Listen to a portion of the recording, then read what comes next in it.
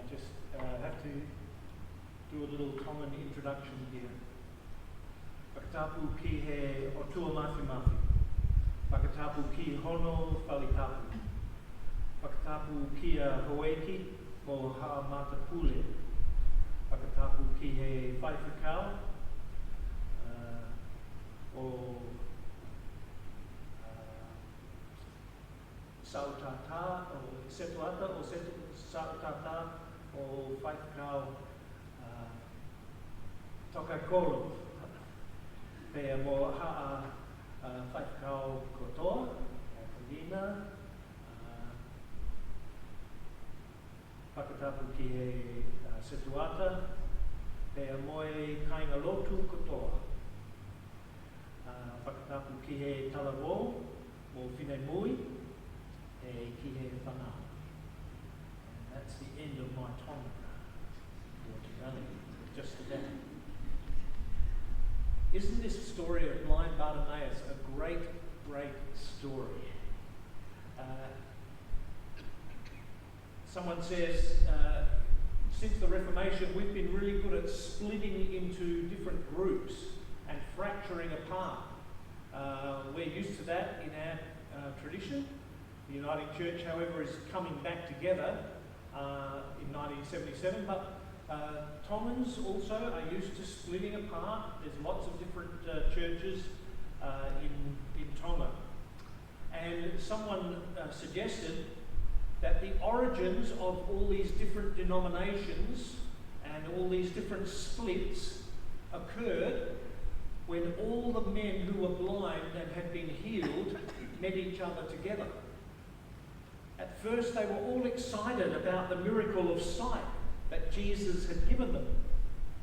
But as they talked about how Jesus had healed them, they began to discover that there were significant differences in their stories. For some, the healing came simply with a touch from Jesus. Another proudly boasted that he had enough faith so that Jesus didn't even have to touch him to perform the miracle.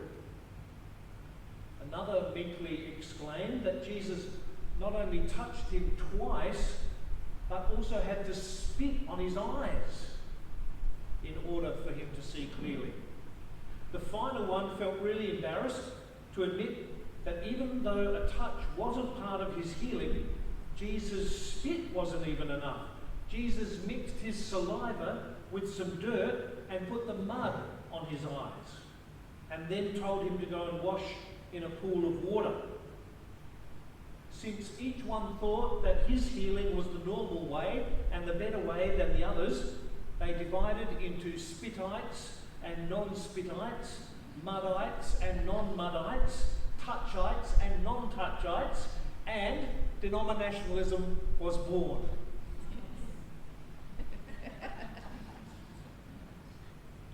And the thing I like about this story is that Bartimaeus on the side of the road is blind and people are telling him to be quiet.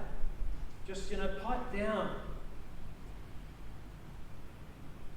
You are not important. They're basically saying you're not important enough to get a word with Jesus.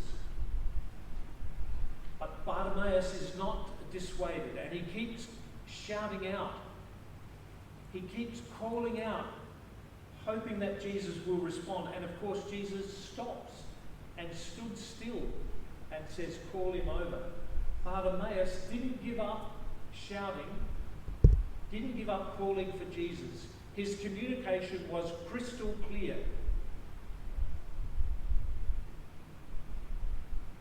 So it made me wonder, what is the Uniting Church all about? And do we communicate it clearly, like Bartimaeus? Into my inbox this week came a message which told me how to communicate with people during the day, and it would be better if I did these things. And it talked about the 7 C's of clear communication. Communication needs to be clear, concise, concrete, correct, coherent, complete, and courteous. I'm not doing a 7-point sermon on that.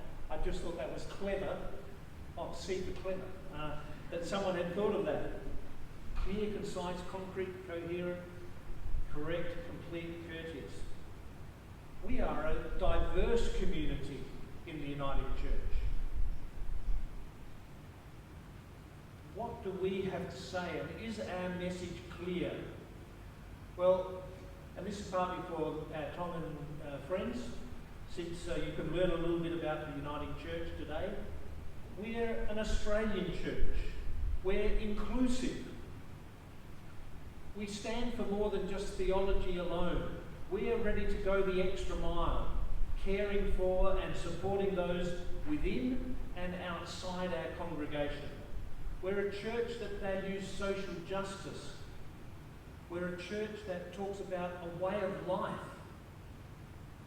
We are a community, but we know that we are in a community.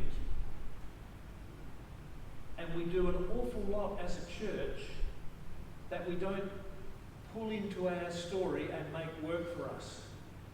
Did you know, for example, that in New South Wales and Queensland, the Uniting Church is the biggest employer outside the government? You didn't know that, did you? Because we don't talk about it. But we do a heck of a lot of work. We all know about the Salvos and the work they do, but the Uniting Church is in there, engaged and involved with our community. Why does this matter? When people are engaged with us, they're seeking to develop or get their expectations and their experience aligned. They will associate with certain characteristics or qualities that are unique and special to us as a Uniting Church. When they know what we stand for, they can work it out and resolve and make informed choices and say, that's the group we want to be aligned with. So creating and delivering a strong, coherent narrative will help make our church more relevant and help us convert a simple awareness to a strong commitment. It will allow us to speak with one clear voice, and our communication will be closer to the 7 C's of good communication. Too often people say to us, leaders in the Uniting Church, well, I don't go to church, but if I did, I'd go to the Uniting Church. In fact, this week I had a phone call in the other place, and actually, no, I had it here. I was here. I still come here occasionally. I was here in the office, and the phone rang, and I picked it up, and it was someone saying to me, you're from the Uniting Church? Look, I just heard someone on the radio from the Uniting Church, and I just wanted to call you and say it was fantastic. It was so good. And I said, oh, great.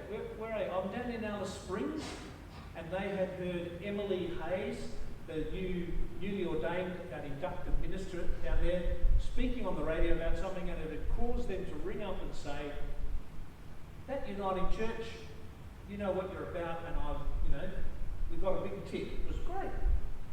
Great to get a phone call like that. I don't know what she said, but it must have been good. It stirred someone up. Communication and being clear is a difficult task. I think I might have shared this with you before, but it'll bear telling again. Have you ever felt frustrated when you have to call one of those call centres to get some information? Mainly because you can't communicate clearly, or you're having trouble understanding each other. The person on the other end of the line doesn't quite get what you're trying to do, or you want to do something that you reckon should take 30 seconds, but they need to turn it into a 3 to 5 hour interview. Here's an example. Someone calls Samsung Electronics. Caller says, can you give me the telephone number for Jack? I'm sorry, sir, I don't understand what you're talking about. On page 1, section 5 of the user guide, it clearly states that I need to unplug the fax machine from the AC wall socket and telephone jack before cleaning. Now, can you give me the number for Jack? I think that means the telephone point on the wall. What about this one to an unnamed computer support line? Tech support person on the other end says, I need you to right-click on the open desktop. Okay. Did you get a pop-up menu? No. Okay, right-click again. Do you see a pop-up menu? No. Okay, sir, can you tell me what you've done up until this point? Sure. You told me to right-click, and I wrote click. Of course, if you're used to technology jargon, you have some sympathies with those customers. Those situations illustrate one of the problems with communication. It's the words we use. We need them to get our message across, but people's differing ideas of what they mean can cause lots of unintended confusion. When it comes to communicating a clear picture of God, lots of people can throw in their own differing ideas, leading to misconceptions and a lot of confusion. Fortunately, we can go to Jesus, who reminds us, anyone who's seen me has seen the Father. As Jesus and his disciples in our story today were leaving Jericho, a large crowd followed them. When Bartimaeus hears the commotion, he begins to shout, Jesus, Son of David, have mercy on me. People said, be quiet, Bartimaeus, we can't hear. But Bartimaeus keeps shouting, Son of David, have mercy on me. Mark says Jesus stood still and said, call him here. All of a sudden, the blind man who'd been sitting in the dirt at the side of the road found himself pulled into centre stage. Now, we had an interesting discussion on Thursday night, as we usually do, about the gospel passage for the coming week. And we were talking about what strikes us in this passage. And I think it was Lauren who perceptively pointed out, what's Jesus doing calling for a blind man to come to him? Shouldn't Jesus go and meet the blind man where he is? But Jesus calls the blind man to him. Think about that for a while. And Jesus says, what do you want me to do for you? We heard that question last week, didn't we? When James and John asked Jesus to do them a big favour. And Jesus responded by asking, what do you want me to do for you? What do you want me to do for you? Jesus has brought this man to centre stage. Now he further makes him feel important by asking what he wants. He asked the same question to James and John in the story we had last week. And James and John, if you remember, responded by saying they want the places of honour. They want to sit at the right hand and the left hand of Jesus. Positions where they would be seen and envied and everyone would be impressed. Where ordinary people would have to look up to them. What a great question. What do you want me to do for you? How would you answer it if Jesus were to ask you, what do you want me to do for you? There's a guru named Bhagwan Sri who has a bit of an impact in some Western countries. And in America, he once apparently said, if you Americans came face to face with God, you'd ask him for a Chevrolet. I don't care much for Bhagwan Sri. He isn't exactly my cup of tea. But I have to admit, he might have got that one right, at least for many people. If you Americans came face to face with God, you'd ask him for a Chevrolet. What would we Australians ask for? A fully loaded Hilux? A holiday home? What would Tongans ask for? Where's Carlo? Carlo, what would Tongans ask for? Jesus says, what do you want me to do for you? And Tongan women will say, they wouldn't say that. They would say, give me plenty of fine mats and kaloa. I haven't got enough. I need more. At least the Tongan women that I'm acquainted with would. You can never have enough fine mats if you're a Tongan. Or tapa cloth or whatever. Jesus comes to us and says, what do you want me to do for you? And in the answer that we might give, are you still deciding over there? Feast. Waka? Okay. Tongans also will need a feast to go with all that mats and tapa that they've just collected. But I think the point is that Guru was making is that we ask too little of God. Give me a Chevrolet, a Hilux. Give me more mats and tapa. Instead of asking Jesus to change our lives, we want him to give us a better ride or more stuff. For so many people, that's true. But it wasn't true for the blind man. When Jesus said, what do you want me to do for you? The blind man answered, my teacher, my Rabboni, let me see again. In the New Testament, you only find that word a couple of times. When Mary meets the risen Lord in the garden, and here. It is the word that's used by the rabbis themselves, only when addressing God. My teacher. This is what I want. I want you to give me my sight. You could say, my teacher, I want you to change my whole life. That, indeed, is a request that Jesus can work with.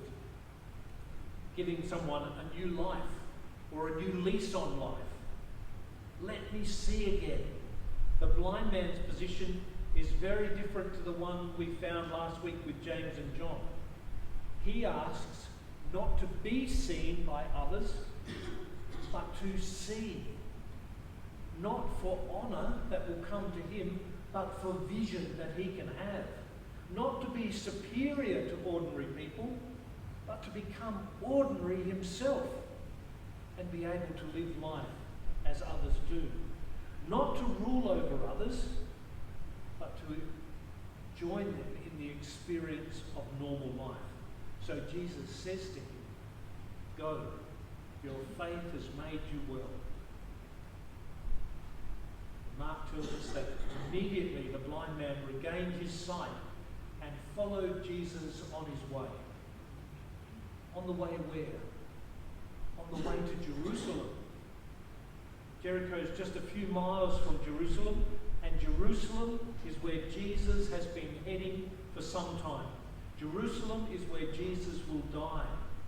After Jesus gives this man new eyes, Bartimaeus began to follow Jesus on the way to Jerusalem, on the way to the cross.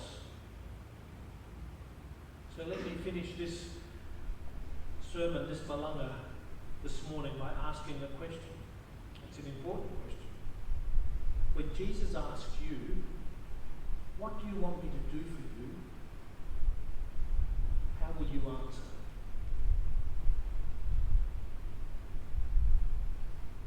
I hope you won't ask him for a Chevrolet, or a Beamer, or a Hilux, or $1 million. Let me suggest that when Jesus asks you, what do you want me to do for you? Respond by saying, Lord, let me see. Remove the blinders from my eyes. Let me see the world as you see it. Let me see your vision of my life and how I could live. Let me see what you would have me do and how you would have me live. Lord, let me see. Thanks be to God.